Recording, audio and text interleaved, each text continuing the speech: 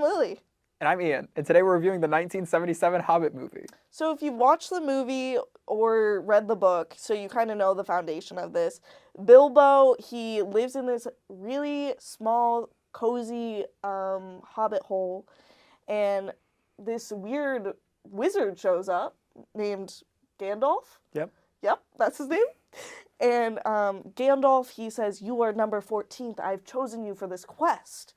And then Bilbo gets sent on this wild quest. He's basically this little thief that they've hired, and he's been promised a fortune or his funeral will be paid for. 1/14 of the total treasure taken, I believe, Yes, is what the 1/14. contract is. And What do you think about the start of this movie? Like, how did it feel to get into it?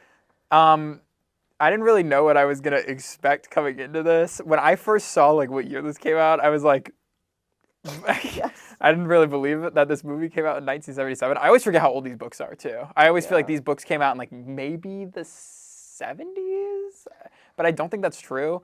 And it really, I don't know, like they sing.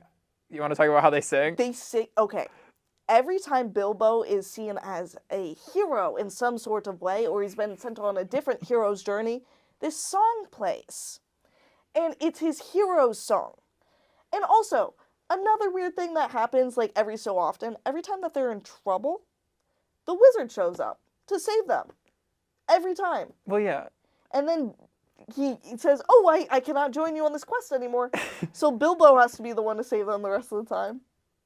That's just what happens. Gandalf, I mean, I'm sure he had other stuff to do. He's a busy wizard.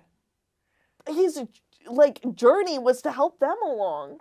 But his journey was more of giving them the foundation to help themselves in the quest. Yeah, I feel like that is what happens.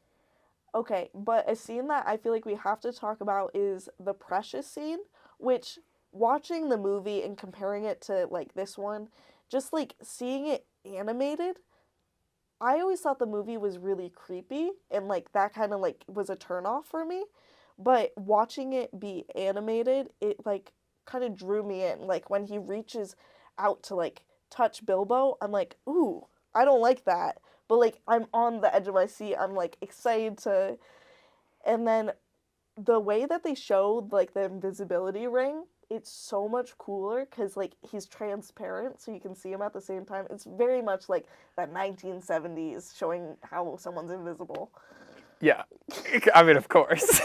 What else could it be? I think that the reason that you're feeling that way about the My Precious scene is because this art style is, for lack of a better terms, grotesque. I think it's kind of disgusting to look at, and I really hate how they look and move, but I appreciate it for the time. I appreciate the inspiration for the Smiling Friends character. I agree, but so, like, first 30 minutes, like, I'm falling asleep, I have to, like, really focus, and then I get really into it just because I forget about what the real world looks like. Like, it's one of those movies that you can't think about anything else. Like, you can't be scrolling, you can't get a phone notification, you just have to really hone it. And that's how they were watching this movie in 1977 anyway. They weren't on their phones. They had a book in their other hand. The Hobbit. The Hobbit. Okay, Ian. What did you think about this movie? You asking me to rate this movie out of 10? Yes, I am. Okay. I am going to give this movie a 5 out of 10. I feel like it's a little...